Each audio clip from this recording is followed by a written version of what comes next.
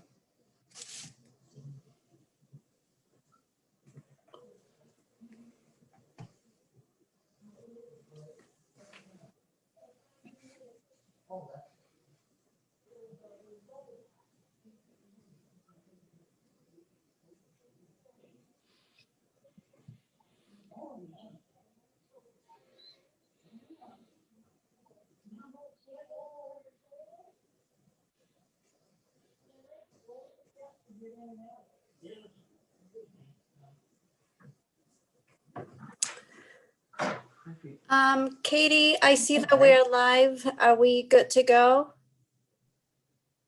I think we are. eScribe is ready. Okay. And I see that YouTube is on.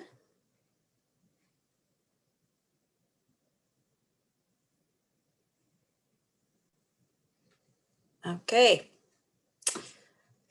Well, good afternoon, everyone. I'm going to call the Public Works Committee to order.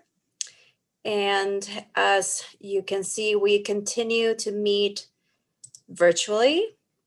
And if you are joining us today via Zoom webinar and would like to provide public comment on any item on the agenda, please use the raise and lower hand feature to raise your hand, and I'll call on you to provide comment. If you're participating by phone, you can raise and lower your hand by pressing 9 and 6 to mute and unmute yourself. If you want to provide comments on a specific item, you can call and leave a voice message for the entire council. You can call 406-552-6012, or you can email council at council@ci.missoula.mt.us. And if Ashley, if we could get a roll call for attendance, that would be great. Anderson, Present. Becerra, Present. Contos, Harp, Present. Hess, Present. Jones, Present. Merritt, Present. Ramos, Present. Cheryl, Present. Vasika, Present. Von Lossberg, Here. West. Here. Thank you. Thank you, Ashley. And next is approval of minutes, and I don't see attached minutes. Do we have any minutes?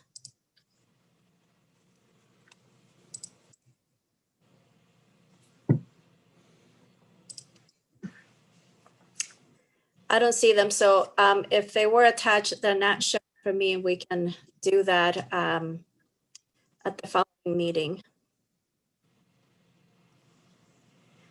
So we will move to the first item on our agenda, and that is an agreement with Eric Maurer for the purchase of 1337 West Broadway, and Jeremy Keene has a presentation.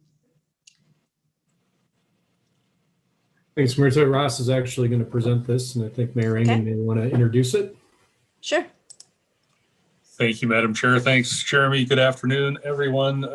So we're sort of riding the wave of this morning with another property acquisition.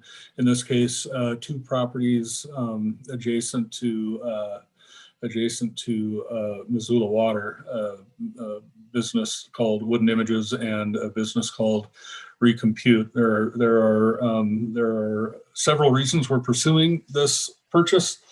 First is as we continue to sort through our public works facilities planning process, we don't have enough room in public works, and particularly at Missoula Water. So the acquisition of Recompute in particular will allow us to spread out a little bit and accommodate the needs of that utility in the relatively short term.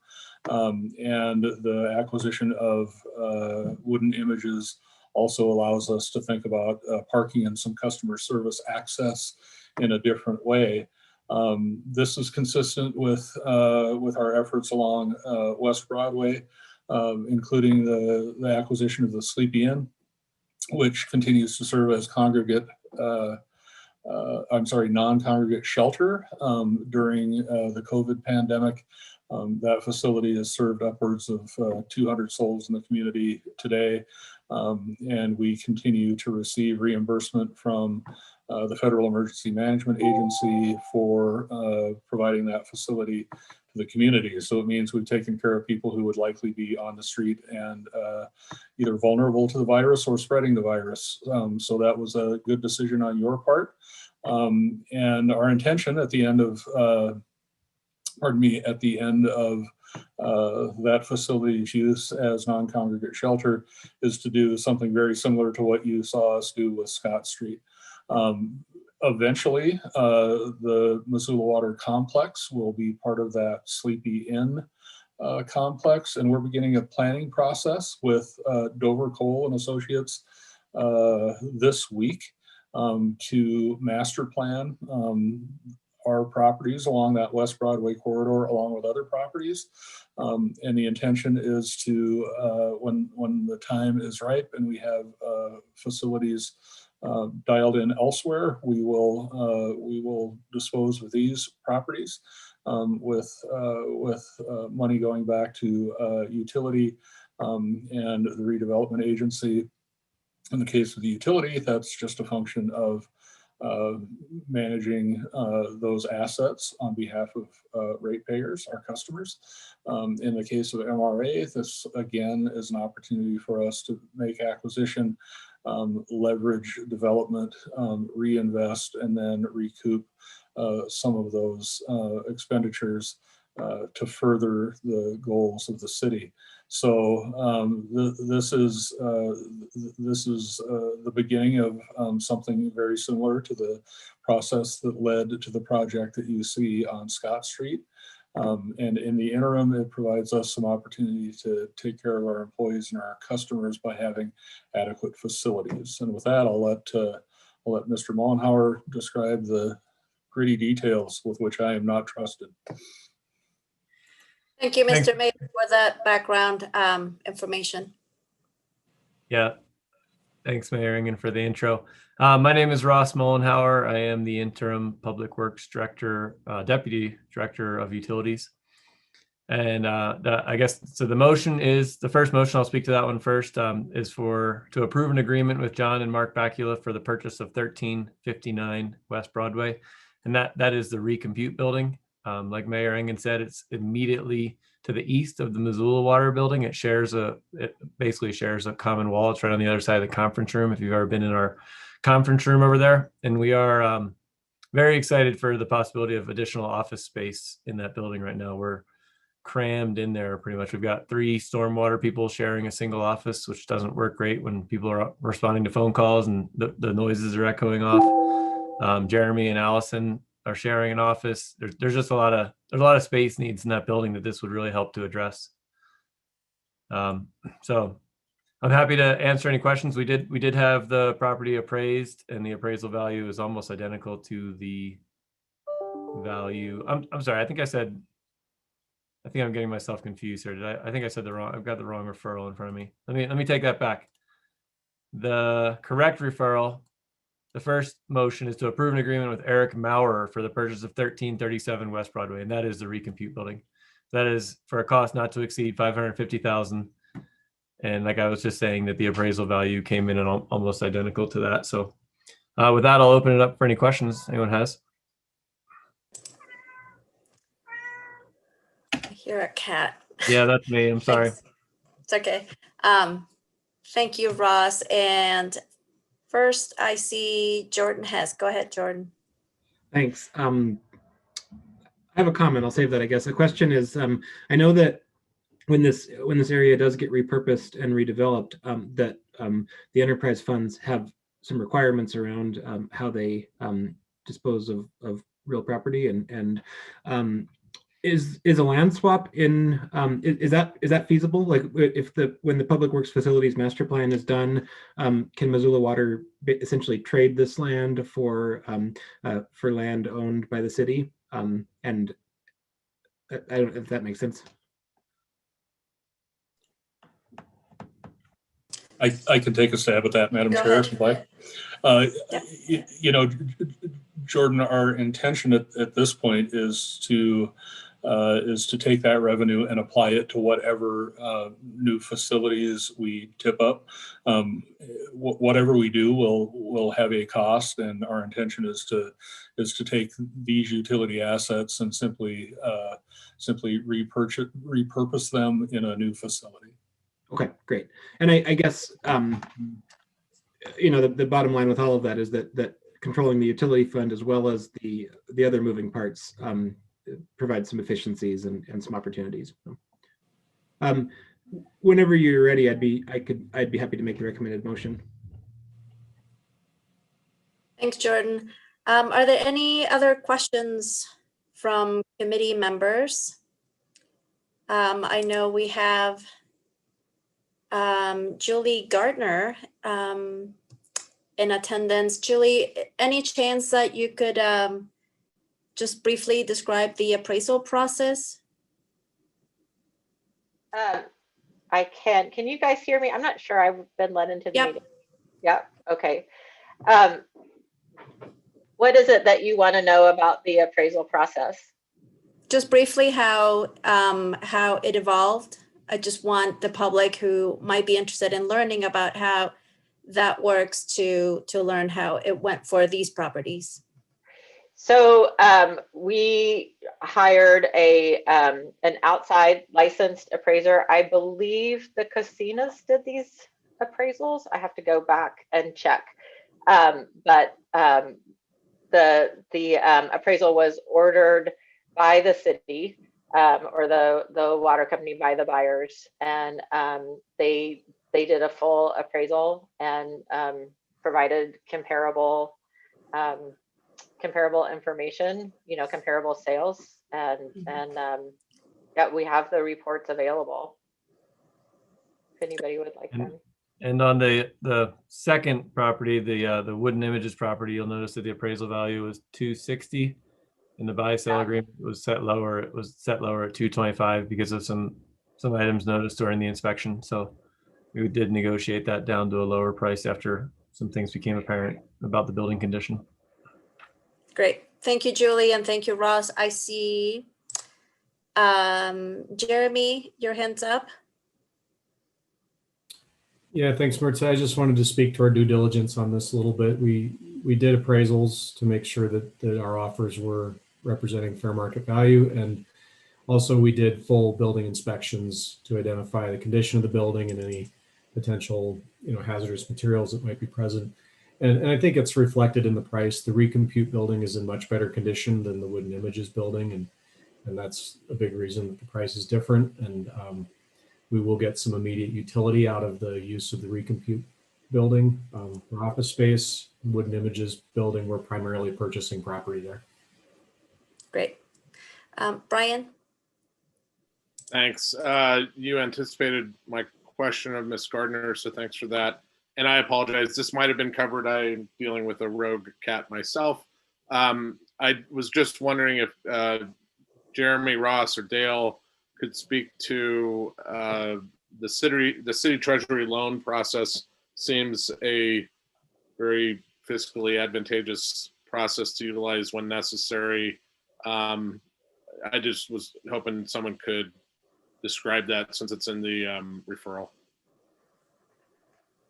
I can take a quick stab at it. I think these properties kind of came up a little bit unexpectedly, so we didn't have anything budgeted for them in this year. And we do have a long-term plan of selling off 4 extra properties that Missoula Water no longer needs the space of, and we're going through that process right now. We're not quite ready yet to bring that to council. We're still getting our ducks in a row on those properties, but the long-term plan is to use the sale of those 4 properties to offset the purchase of these 2 properties. So in the interim, an interdepartment loan makes good sense in the interim. Yeah, thanks. And I know Jordan asked about this. So this is bridge financing, if you will, to help facilitate that. Thanks. Dale? Yeah, I think you described it appropriately. I just wanted to mention that these are actually budgeted. There was a previous budget amendment a few months ago that included the anticipation of these properties. So they are. I can't budgeted. hear Dale. Oh, I'm sorry. You can't hear me? Now we Now can. we can. Oh, weird. Okay, sorry about that. I just wanted to clarify one point that Ross made. These are in the Missoula Water budget, but the revenue source for these is still pending, and so that's why the need for the loan from the Treasury. Thanks, Dale. Okay. See no more hands up, and we do have a motion on the floor by Jordan Hess. I will take public comment on that motion. Seeing that we don't have public to make comment, could we get a roll call vote, please, Ashley? Anderson, Yes. Becerra, Yes. Harp, Yes. Hess, Yes. Jones, Yes. Merritt, Yes. Ramos, No. Cheryl, Yes. Vasika, No. Von Rosberg, Yes. West. Yes.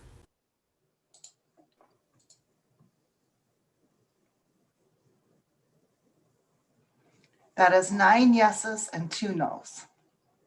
Okay, thanks, Ashley. And for those of you who voted no, would you like to see this in committee reports or consent agenda?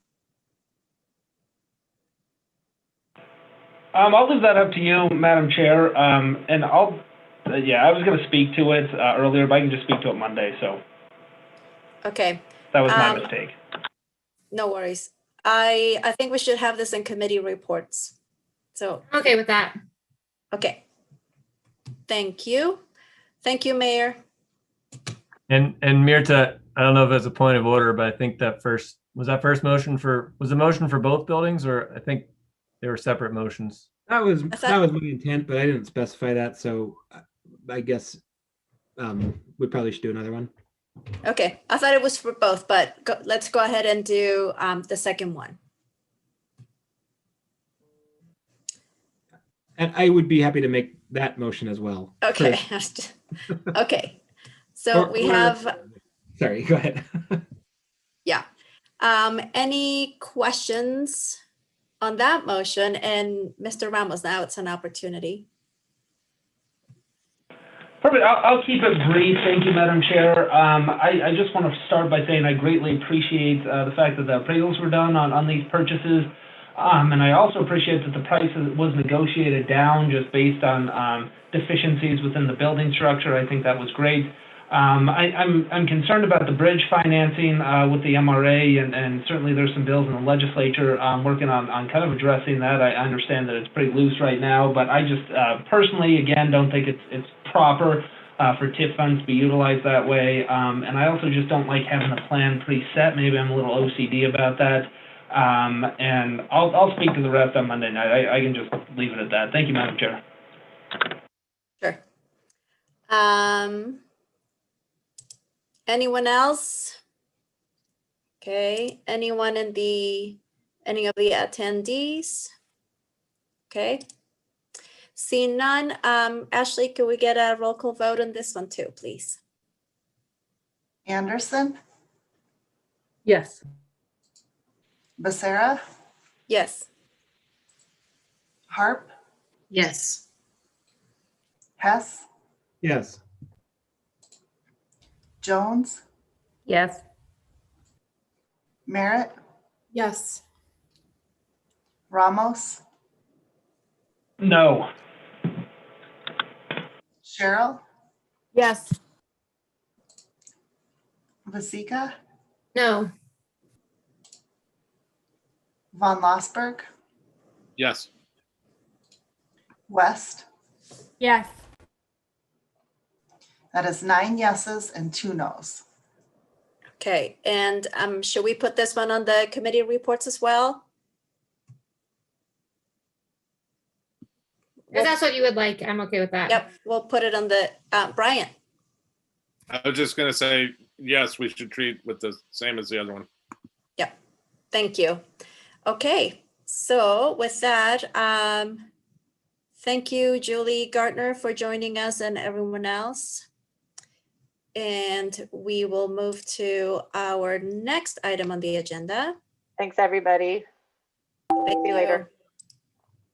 And that is a resolution and an ordinance establishing the Setapkane Area Transportation Special Impact Fee. And Jeremy, go ahead. Thank you. I'm Jeremy Keene. I'm the Director for Public Works and Mobility, and I'm going to introduce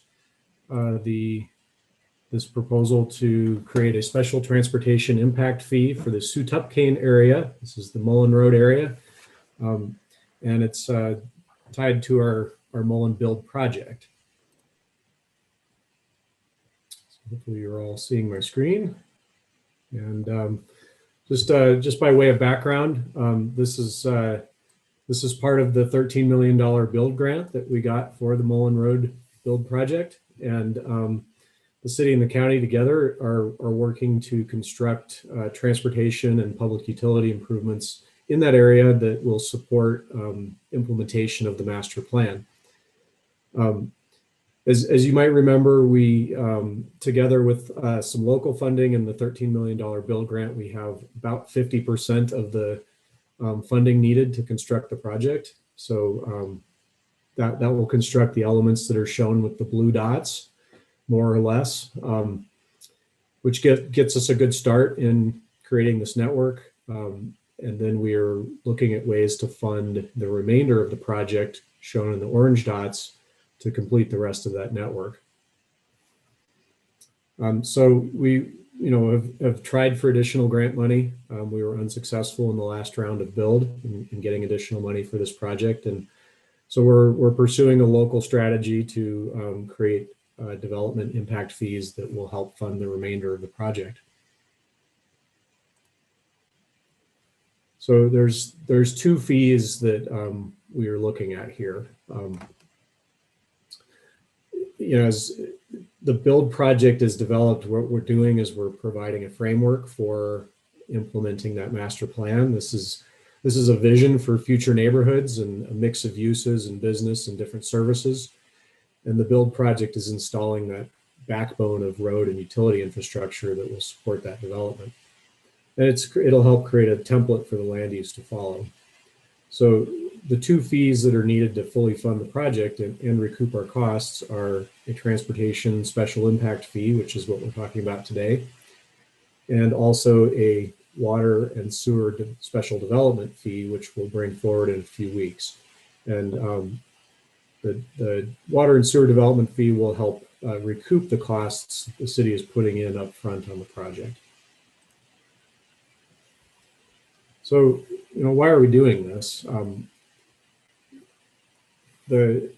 A special impact fee is a way to equitably assess the costs of new infrastructure. And New roads and utilities are typically paid by development. So when you have a new subdivision, we're typically requiring those subdividers to install all the infrastructure necessary. So in the case where the city is providing that infrastructure, the impact fees are a way to assess those costs to the cost causers. If we didn't do impact fees, this cost burden would fall to everyone in the city, and we would have to fund projects like this through our citywide road district or gas taxes, or the citywide impact fees, which we already have on the books. So this places the cost more closely to the folks that benefit from the infrastructure that we're creating. It's a way of assessing those costs proportionally. So impact fees are based on traffic that's generated. So development shares in the cost proportional to their impact. This also creates better predictability.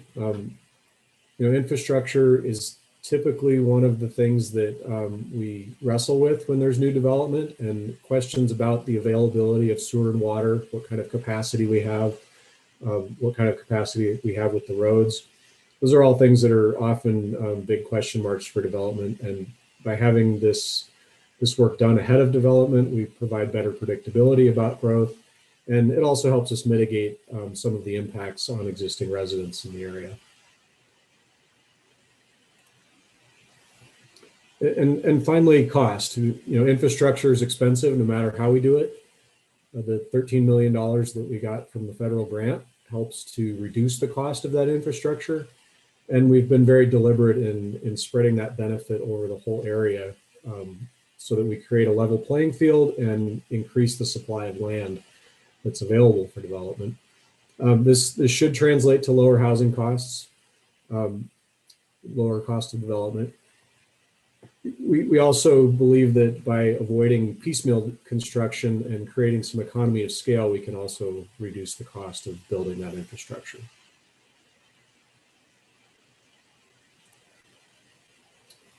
So this is the current funding picture. We have currently have about $16 million. Sorry, I lost my button. There it is. Okay. We currently have about $16.3 million of funding that's in the bank ready to go. We also intend to finance the utility improvements using our water and sewer development funds. So we have about $5 million programmed in our CIP to do that. Like I said before, we intend to recoup those costs with a development fee or a latecomer's fee, if you will. And then the last piece of that is funding the remaining transportation costs, which are about $18.7 million. And so that's what this transportation special impact fee is for, is to set up a mechanism to fund that remaining $18.7 million. So here's how it works. Impact fees are a one-time payment that new development will pay to fund those capital improvements. These special fees would be in addition to existing citywide fees that are already in place. And these special fees are to fund specific improvements. It's a plan-based approach. So we have a list of projects and costs associated with those projects, and the fees are set up to fund those specific projects. So it's limited to those things that can be included, and we've defined that as the build grant project. So we have to define a rational nexus. There has to be a need for the infrastructure improvements. The fee payers have to benefit from those improvements, and the fees have to be proportional to the demand that's placed on that infrastructure.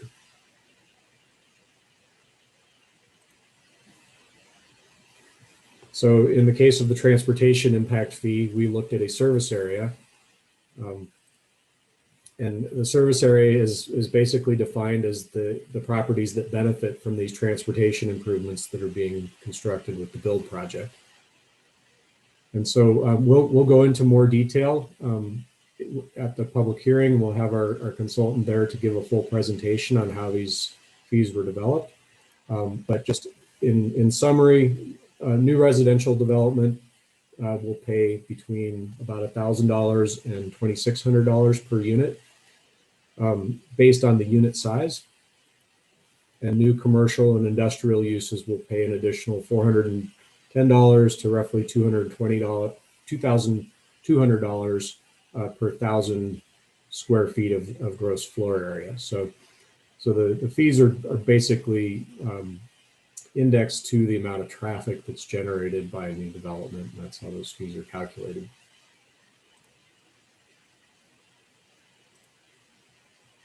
So impact fees are established in state law. The city is required to perform an independent study to demonstrate the need and proportional benefit and come up with the methodology for calculating that. We're creating an ordinance to establish how we're charging those fees and what the rules are around those. And then finally, a resolution is passed to establish the fee schedule, and that those fees can be updated on an annual basis or when necessary should things change. So a couple of key dates. What we're doing today is setting a public hearing. That action based on what you decide to do today and carry forward to Monday night. We'd like to set the public hearing for February 22nd. And then there will be opportunity for final consideration on March 1st. And that puts us on track to have this new ordinance take effect on March 31st. So some additional information that's provided with the agenda today. We have the proposed ordinance and exhibits. We have the proposed resolution and fee schedule. There is a special impact fee presentation from our consultant. They will be presenting that on the public hearing date, February 22nd. We have the full report, the special impact fee study, available for folks to review. And we have a question and answer document based on our public outreach around this, some of the frequently asked questions about how this is going to work and some of the details around what happens if we get additional grant money, or how would fees be calculated if development does certain portions of the work and things like that. So there's a lot more information here. I'm happy to dive into whatever you'd like today, to the extent that I can answer those questions, and we can have a more complete and thorough discussion at the public hearing on the 22nd.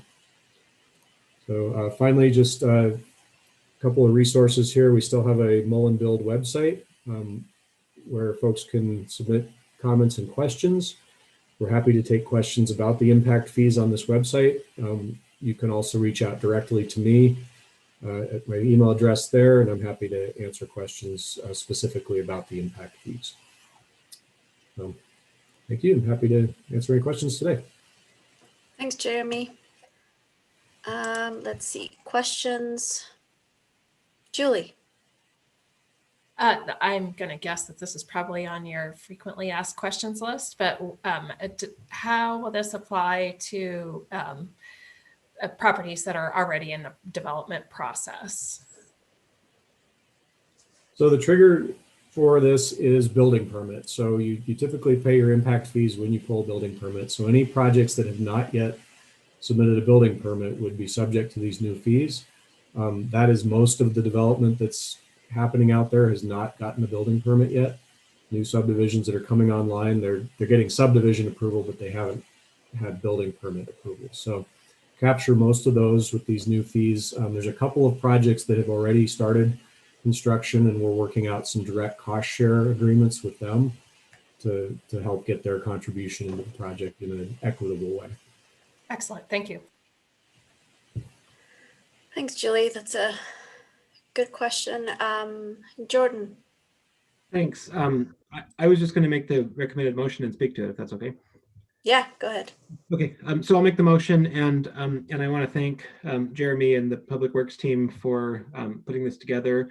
I think that this is a nice This is an innovative approach to funding the balance of the Build Grant project, and it spreads out the cost in a way that's equitable, that, as Jeremy mentions, benefits the cost causer, and allows us to get this road network built and the associated amenities built in a more efficient manner, which will in turn make it cheaper to develop than if we were to do it piecemeal or do it over a number of years. I think this fits nicely with the goals of the Setuapkane, master plan, it is just going to be a benefit to the area. So I'm glad to support it. I look forward to the public hearing, and that's that. Thanks. I'm glad my name is not the most difficult thing to pronounce during this meeting. Amber. Thanks. I like that term, cost causer. I'm going to use that in the future.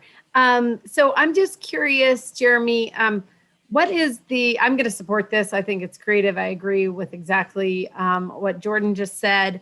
I'm curious, so when in this whole process would it be possible for us to reapply, or is it possible for us to reapply for a build grant again? I mean, what's the rolling timeline of that, or could you speak to that a bit?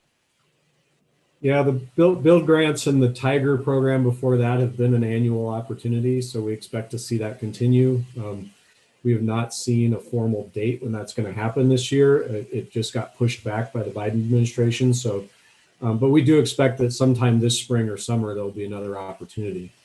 So that was one of the things that we talked about in creating this ordinance is what happens if we do get additional grant money. And you'll see in the ordinance, there is a provision for refunds. Or reimbursements. So should we get a grant in the future that's of significant size that it could reduce this total amount that we need to collect in impact fees, we're allowing for up to 5 years for people to get a reimbursement. And so we would pay back those fees paid if we get another $10 million, that would be significant enough to refund some of these fees that have been paid. Thank you. That's where my mind was going. May I have a follow-up? Go ahead. I'm also just curious, as we're trying to engage the public, if there will be the ability on Engage Missoula for people to comment as well. I'm really trying to drive people to that site for everything, which has been kind of successful. So I would love to see some ability to comment further there. I guess that's a comment, not a comment question. Okay. Heather. Thanks, Martha. Jeremy, I was wondering if you could talk a little bit about your interaction with the private sector around the work around this particular impact fees. I just remember when Gwen and I were working on the apprenticeship utilization resolution, how we engaged with both unions as well as the private sector to really try and come to a product that I think we all could really support. And I'm wondering if you could just talk to that so that we have that background information. So we did a series of public outreach meetings. We had two different general public opportunities for people to hear the proposal and give us feedback. And then we had a number of individual landowner meetings to talk specific details. I'd say in general, everybody's feeling the cost pressure right now. The cost of construction has gone way up. And so everybody is very sensitive to any new fees. But in general, I think that folks that are trying to develop property recognize that this is a cost of development that would be in their project one way or the other. And so by leading out, the city can help provide some of that infrastructure that's needed, and it gives them better, like I said, predictability around that, and also it gives them the ability to benefit from that $13 million grant. So obviously a lot of folks, would like to see us spend more of that $13 million grant on their particular property. And there's certainly an argument to do that, because we could, fully complete portions of this job and not defer some of those improvements that are going to happen later. But we felt like the priorities here were really to establish the connections between different points and to focus on the intersection improvements, and that benefiting one property over another would really create some inequity in terms of having a level playing field. So it was important that we spread this out as much as we could, and that means that all of this will take longer, and everybody involved out there is going to have to pay a share. Appreciate that. Thanks. Okay, any other questions or comments? I'll just add mine, and I'll say that I thank you so much to everyone who's worked on this. I know development of impact fees is not easy, and but extending city services is expensive. And as you mentioned, I think predictability as we continue to grow is really important, and this helps us accomplish that.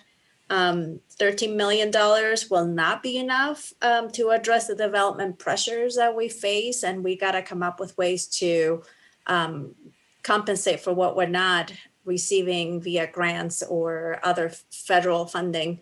And I also want to mention that if you take a look at the fee schedules, you can see that the fee schedule encourages mixed use. And I think that that's an important point to mention, because that will get us closer to the vision for this area that so many people participated in. And I think it's important to have these fees in a way to guide us and get us towards that vision and accomplish all those goals that everyone in the community and the different neighborhoods in that area put so much time into. So I like that this reflects that vision, and yeah, I'm fully supportive of it. Heather. I think Jeremy's going to speak to this, but could you talk, Jeremy, a little bit about the incentive that you have for mixed use? Yeah, thanks for bringing that up. I'm glad you mentioned that, Mirta. So one of the things that we talked about a lot as we were putting this together was how do we avoid disincentivizing the kinds of land uses that we want to see in the master plan?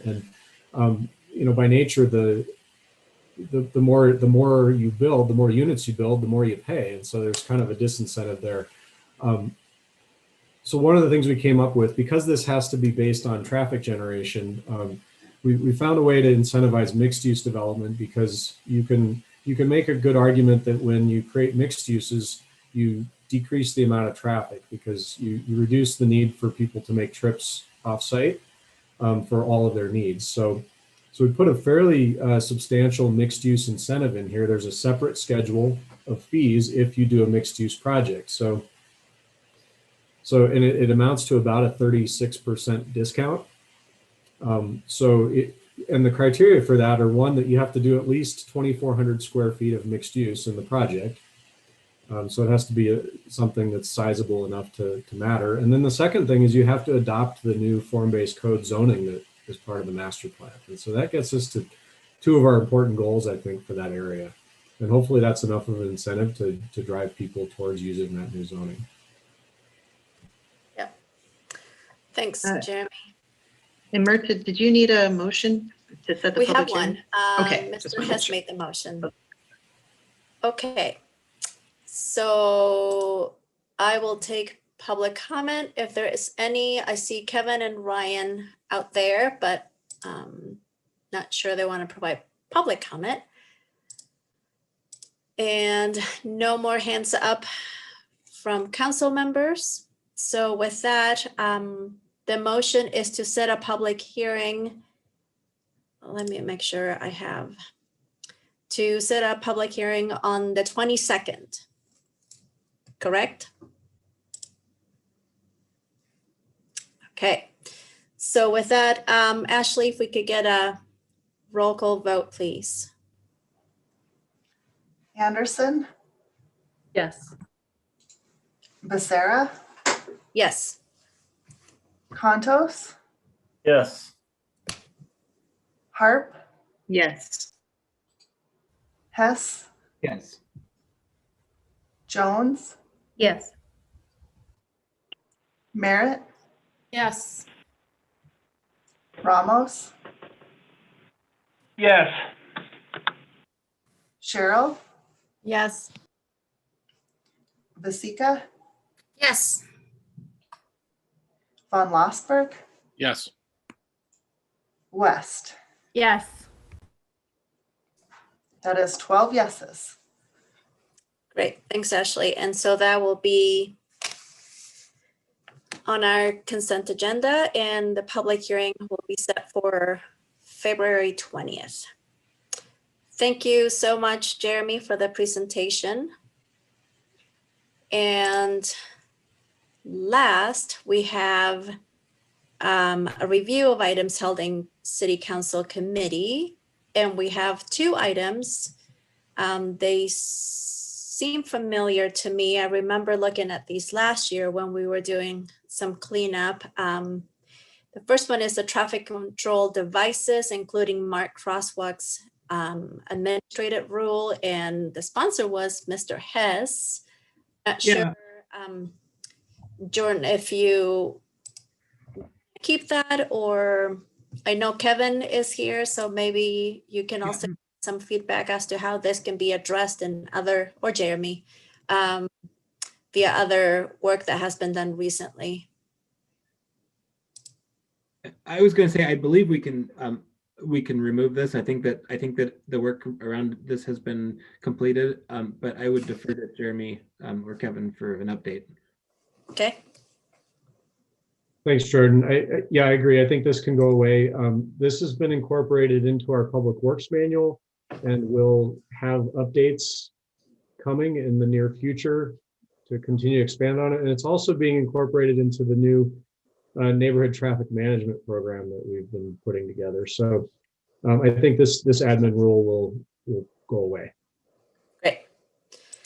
Thank you. So we'll let Kristen know. And the next one is the St. Pat's right-of-way vacation. And did you get a chance, Jeremy, or I forget who was going to ask Mary McRae where that is at, if we need to. I did not get any new information on this.